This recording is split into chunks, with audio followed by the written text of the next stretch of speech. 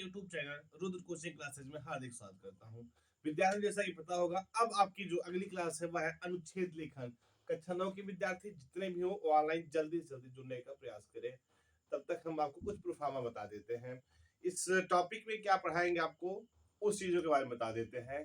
जैसे कि आप जानते होंगे कि हिंदी साहित्य की महत्वपूर्ण विधा में से एक है अनुच्छेद लेखन। क्या बेटा, अनुच्छेद लेखन क्या होता है, इसको लिखा कैसे जाता है, इसके पॉइंट्स कैसे होते हैं, इन सब विषयों के बारे में हम बेहद अच्छे तरीके से अध्ययन करने वाले हैं।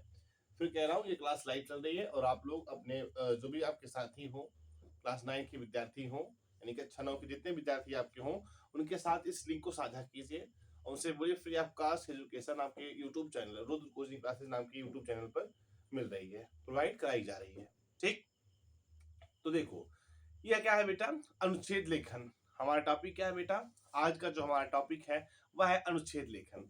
अब जानते हैं अनुच्छेद लेखन, इसके मुख्य यानी मेन पॉइंट्स क्या क्या है वो लिख लीजिए। कि विषय का आरंभ मुख्य विषय से करना चाहिए। क्या इसमें लिखेंगे बेटा, जैसे अगर कोई पूछता है कैसे आप लिखते हैं तो लिखिए विषय का आरंभ, पॉइंट है कुछ, इसको नोट कर लीजिए। क्या लिखेंगे बेटा, विषय का आरंभ, विषय का आरंभ मुख्य रूप से, मुख्य रूप से करना चाहिए। ठीक प्यारे बच्चों, कि विषय का आरंभ किससे करना चाहिए बेटा, मुख्य रूप से करना चाहिए। ठीक, अब दूसरा पॉइंट क्या है, वाक्य छोटे छोटे सरल तथा परस्पर संबंध। जो वाक्य हो बेटा, क्या लिखेंगे आप यहां पर, वाक्य छोटे छोटे हो। वाक्य कैसे होते हैं बेटा, इसके वाक्य छोटे छोटे हों लेकिन सरल तथा परस्पर संबंध होने चाहिए।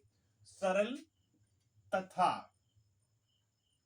सरल तथा परस्पर, परस्पर संबंध होने चाहिए। बात समझे बेटा, परस्पर संबंध होने चाहिए। पॉइंट नंबर सेकंड हो गया। अब बेटा पॉइंट नंबर थर्ड जानते हैं। क्या बेटा, कि भाषा में जटिलता नहीं होनी चाहिए। भाषा में जटिलता यानी कठिनाई नहीं होनी चाहिए। देखिए आप इसको, क्या कि भाषा में जटिलता, भाषा में जटिलता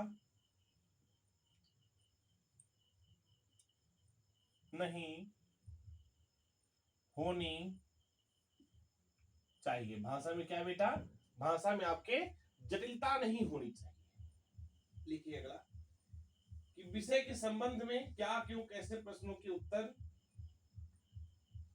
आप इसमें लिख लीजिए विषय प्रश्नवाचक, विषय में ही, विषय में ही प्रश्नों के उत्तर,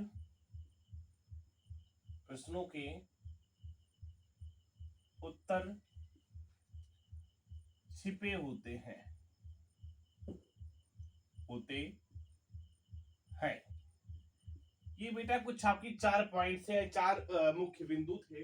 अब आप लोग हेडिंग डाल सकते हैं, अनुच्छेद के प्रकार। किसके बेटा, अनुच्छेद के प्रकार, अनुच्छेद के, अनुच्छेद के प्रकार। अब हम समझते हैं अनुच्छेद के भेद कितने होते हैं। तो प्यारे बच्चों, अनुच्छेद के मुख्यतः 4 भेद होते हैं। पहला भेद है बेटा आपका वर्णात्मक अनुच्छेद। कैसा बेटा, वर्णात्मक अनुच्छेद। यह हमारा कौन सा है बेटा, वर्णात्मक, वर्णात्मक अनुच्छेद। दूसरा है बेटा भावात्मक, दूसरा हमारा क्या है बालक, भावात्मक,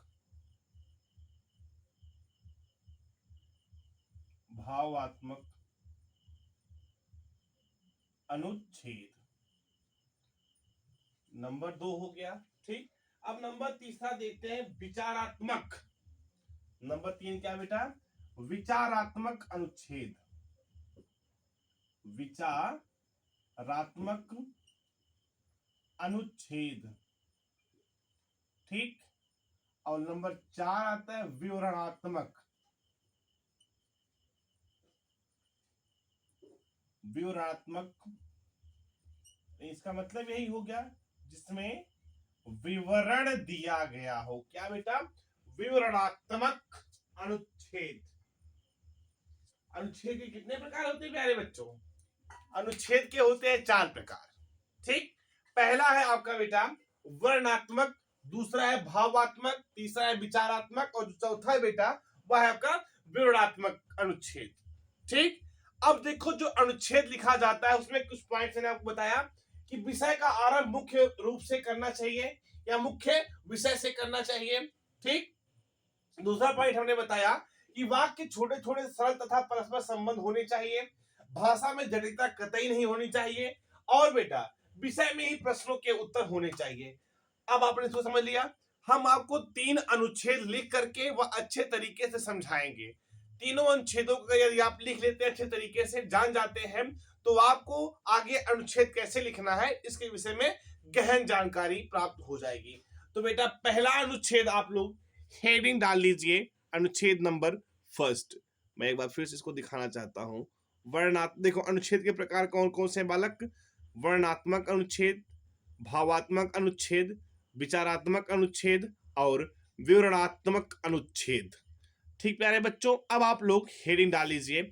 आपका जो पहला अनुच्छेद है, तो मेरे प्यारे बच्चों पहला आपका जो अनुच्छेद है वह है बेटा विद्यार्थी जीवन। नंबर पहला क्या आपको हम बताएंगे। आपका जो पहला है अनुच्छेद वह किस पर आधारित है बेटा? विद्यार्थी जीवन पर। अनुच्छेद नंबर 1। ठीक, हमने बात कर रखा है, आपको हम 3 अनुच्छेद बताएंगे। अब इसमें लिखिए आप संकेत बिंदु। क्या लिखेंगे बेटा? यहां पर आप लिखेंगे इसमें संकेत बिंदु। संकेत बिंदु में आप क्या लिखेंगे जो आप इस विद्यार्थी जीवन अनुच्छेद में लिखने वाले हैं? जैसे लिखिए जीवन निर्माण का काल। क्या लिखेंगे नंबर फर्स्ट करके? जीवन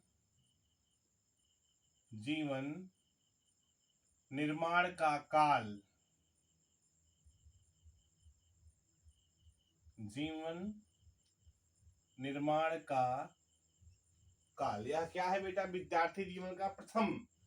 अब दूसरा लिखते हैं विद्यार्थी के लक्षण।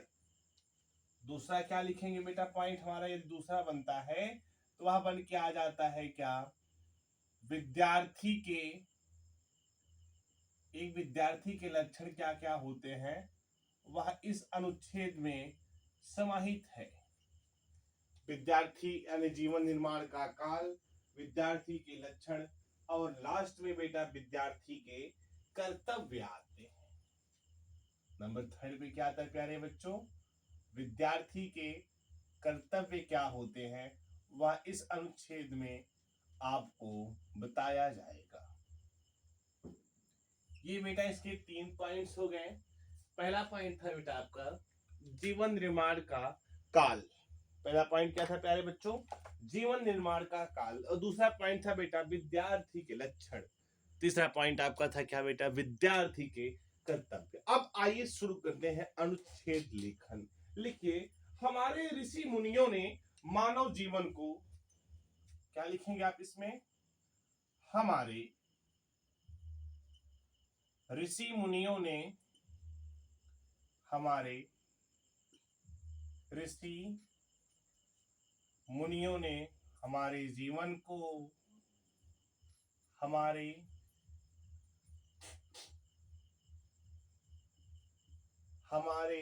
ऋषि मुनियों ने हमारे जीवन को यानी मानव जीवन को 4 भागों में बांट दिया था।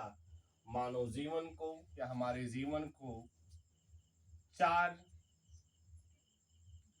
भागों में बांट दिया था।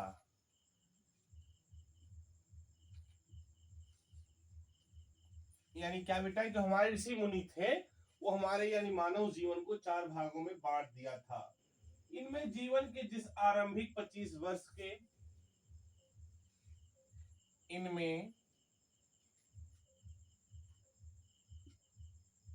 जीवन के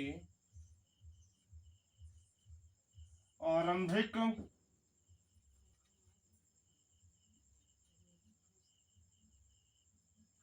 इसमें जीवन के आरंभिक 25 वर्ष को ब्रह्मचर्य के नाम से जाना जाता था। आरंभिक 25 वर्ष को, आरंभिक 25 वर्ष को बेटा किसके नाम से, ब्रह्मचर्य के नाम से, ब्रह्मचर्य के नाम से जाना जाता था। आरंभिक के बेटा जीवन के आरंभिक 25 वर्ष को ब्रह्मचर्य के नाम से जाना जाता था। ठीक, उसी को आज विद्यार्थी जीवन कहने में, उसी को आज विद्यार्थी जीवन कहने में, यानी उसी 25 वर्ष को, उसी को आज विद्यार्थी जीवन कहने में, विद्यार्थी जीवन कहने में विसंगति नहीं होगी, विसंगति नहीं होगी। उसी को ही विद्यार्थी जीवन कहने में विसंगति नहीं होगी। इसी काल में बालक तरह तरह की विद्याएं, लिखिए इसी में, इसी काल में,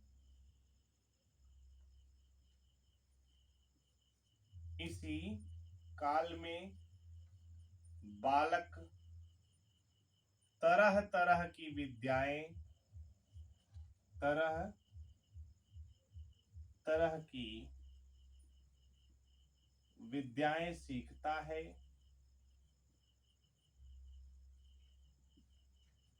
बेटा 25 वर्ष की उम्र में बालक तरह तरह की विद्याएं सीखता है और संस्कार और सदाचार की बातें भी, संस्कार और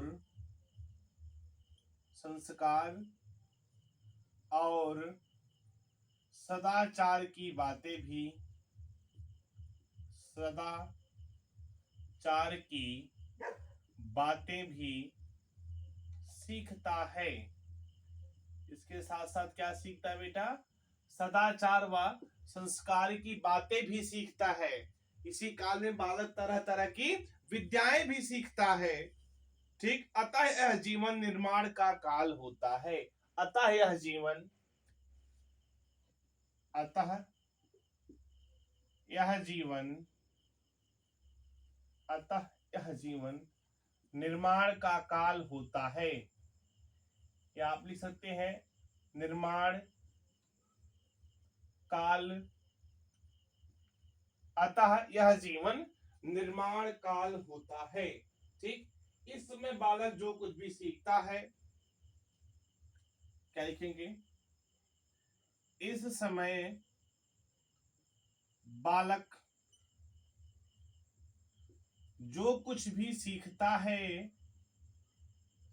जो कुछ भी सीखता है, चाहे वह अच्छा हो, चाहे वह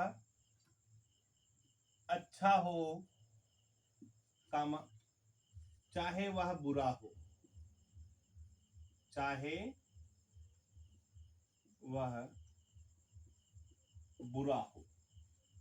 भाई इसी समय विद्यार्थी जीवन काल में ही सीखेगा बच्चा आपका, चाहे वह बुरा हो, उसका प्रभाव जीवन भर रहता है। क्या लिखेंगे आप, उसका प्रभाव, जो वह सीखता है ना, उसका प्रभाव जीवन भर रहता है, जीवन भर रहता है। चाहे वह अच्छा सीखता है चाहे वह बुरा सीखता है, लेकिन उसका प्रभाव जीवन भर रहता है। ठीक, इन्हीं गुणों पर व्यक्ति का भविष्य निर्भर करता है। और आगे क्या लिखेंगे आप, इन्हीं गुणों पर, इन्हीं गुणों पर क्या लिखेंगे आप, इन्हीं गुणों पर व्यक्ति का भविष्य निर्भर करता है। व्यक्ति का भविष्य निर्भर करता है।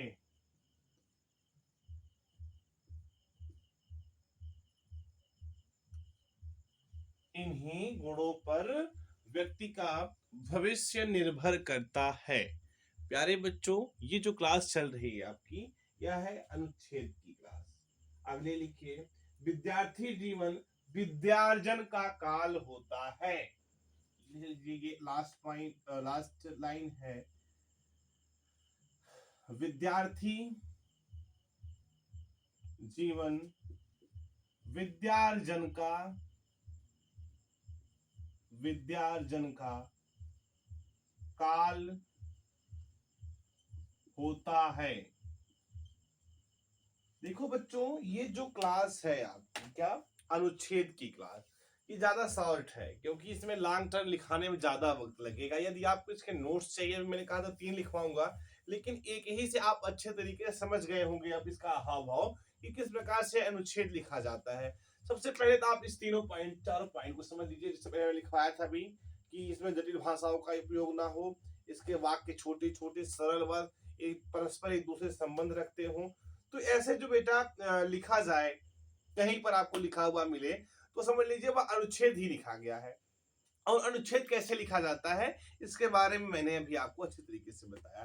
तो प्यारे विद्यार्थियों, आपको यह क्लास कैसे लगी आप हमें कमेंट सेक्शन के माध्यम से जरूर बताते रहिएगा। और आपके जितने भी साथी कक्षा 9 में पढ़ रहे हो, चाहे वो हिंदी मीडियम से हो चाहे इंग्लिश मीडियम से, उनके साथ इस लिंक को जरूर शेयर करते रहिएगा। Thank you so much.